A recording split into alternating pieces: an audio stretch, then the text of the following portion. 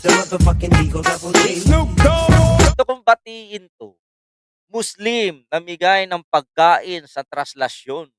Regardless of religion, basta makatulong kami sa mamayan, yan ang ginagawa namin. Sabi dito ng Mawiyag Sarip, Regional Director ng Alpha Pi Omega NCR, Apo.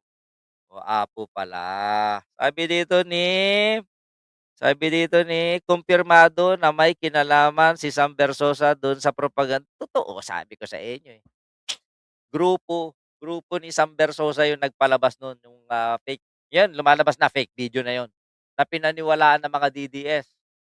Yung mga AI video ni Saldico, gawa-gawa lang yan ng production team ni di umano kasi nalilink yung mga ano.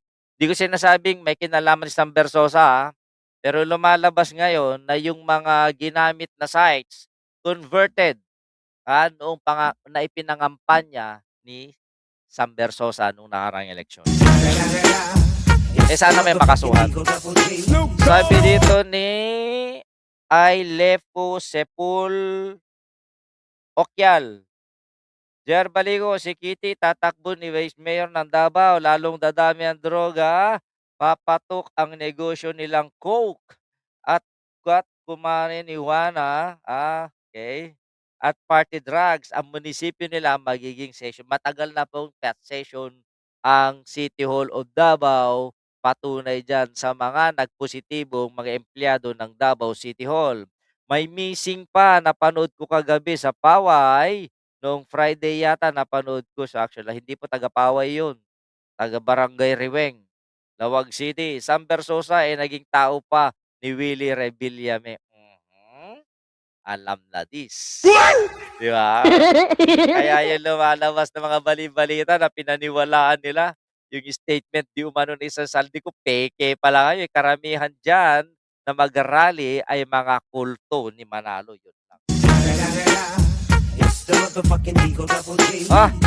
Binabati ko yung ating mga kabrad diyan sa Apo. Hindi po ako Apo, hindi po ako Apo, yung kaibigan ko Apo, no. Yung best friend ko Apo, SI ako dati. Dati yun. Tagalawag, kamag-anak ng pinsan ng nanay ko po yun. Okay, sino? Yung si Agudong?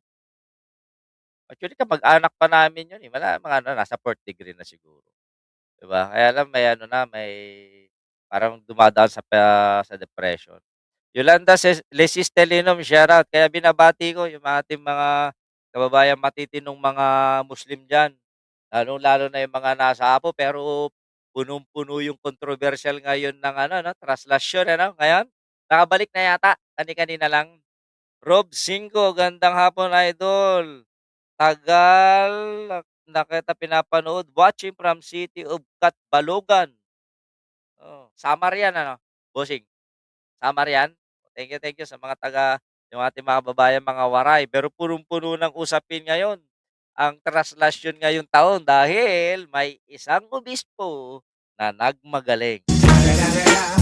It's the motherfucking Eagle Double G. Hindi ko alam kung anong pakay ni ano, hindi ko alam kung anong pakay ni Sescon, Bishop Sescon ano.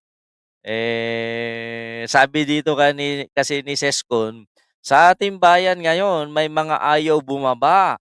Kahit malina at bistado na, ayaw bumaba. Kahit pahirap na sa bayan. Ma'am Mary Jane Jacinto ng Kabaruan, Nagilian, Isabela, shout.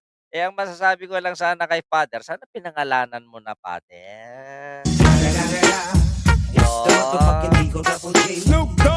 Parang, nakita ko Marisa Imperio, magandang hapon. Parang, naulinigan ko yung gusto ni Father. Kailangan ko ng pabuti tayo simbahan. Kailangan ko ng malaking donasyon. Kailangan ko ng maraming kwarta para sa aking diocese. Amen. It's the Yun, 'di ba? Anong masasabi ninyo? Ito na lang bago tayo magtuloy. Tama ba yung ginawa ni Father na isinama ang pulitika sa translasyon? Para sa akin kasi parang parang nahihipokritohan ako, eh. 'Pag pista, pista. Marami namang pagkakataon na na misa para sa magandang homily, 'di ba? Para sa homily patungkol sa pulitika na 'yan. Eh, kung talagang diskumpiyado ang simbahang Katoliko sa ginagawa ng gobyerno, eh, 'di pumasok kayo sa pulitika at itama ninyo. Kaya lang marami ng pumasok na mga bishop sa pulitika sablay din, eh. Oo, marami ding katiwalian, eh. Tsaka sa loob na rin ng simbahan, marami ding katiwalian, ayusin niyo muna, 'di ba? May mga paring mga manyak, 'di ba? May mga paring nagnenetok, may mga paring may mga babae, 'di ba? Eh, 'di ba akala ko ba hiwalay ang estado at saka simbahan? Hindi porket Katoliko ako lalargayin ko 'to, Ang Katoliko ay maraming vlogger sa SOCMED, dun na lang sila bumatikos, yun lang, Eh, okey. It's the motherfucking Eagle Double G. May mga tamang panahon, may mga tamang lugar sa bawat pagkakataon at pangangailangan.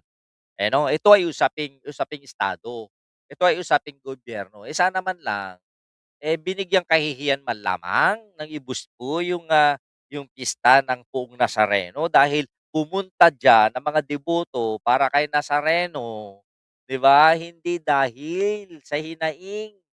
Maraming pagkakataon, maraming araw, 'di ba? Ang araw ni Poong Nazareno, iisa lang 'yan. Para igalang mo 'yan, para irespeto.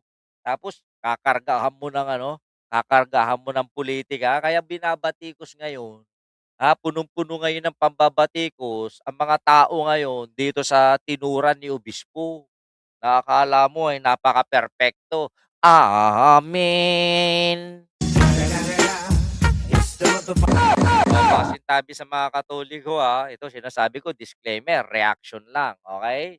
Ito yung aking POV, point of view, ito aking opinion. Eh, sana naman, okey may karapatan ka, pero sana nilugar.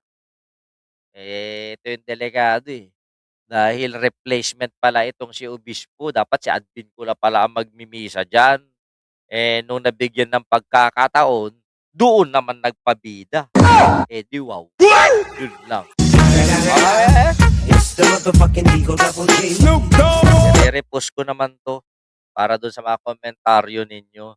Pati mga religion nakikisawsaw na sa pulitika, napaghati-hati nila ang mga kaisipan ng mga taong bayan. Tama, talagang marami kayong pumasok kayo sa pulitika, tignan niyo, yun lang.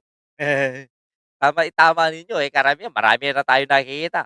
Mga bishop, mga pare, pumasok sa pulitika, lumabas sa pulitika, pukinang ina, ganun din. 'Di ba, sablay din, hindi na nakaulit. Ibig sabihin, eh, 'di ba meron diyan sa pulitika na 'yan. It's the motherfucking Eagle Double G.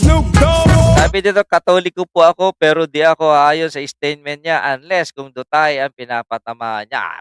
Dutay man o hindi, ang pinapatamaan niya, sana hindi niya dinala diyan sa pista ng Poong Nazareno. Yun lang. At saka kung talagang matapang si Father, sana pinangalanan niya, 'di ba, para at least matapos na.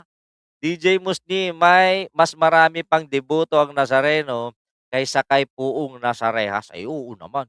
Ilan na lang yung, botante ilan na lang yung mga sumusuporta kay Poong monthsary niya bukas na naman. 11 months na. Ay no, tama, 10 months o 11 months na bukas. 11 months. Wawa naman. It's the 10, 10, motherfucking 10, 10, Eagle 10. Double G. 10 months na niya bukas. Mad Superman, long time. Happy belated Happy New Year. Sabi dito ni Anthony Lim. Kaya sana sa susunod, para sinasabi lang ni Bishop, maraming naniniwala sa akin sa politika. Magbigay na kayo ng mas malaking abuloy. Mas malaking abuloy, mas marami akong porsyento. Ito, porsyentuhan yan. Nakakita na ako ng ledger.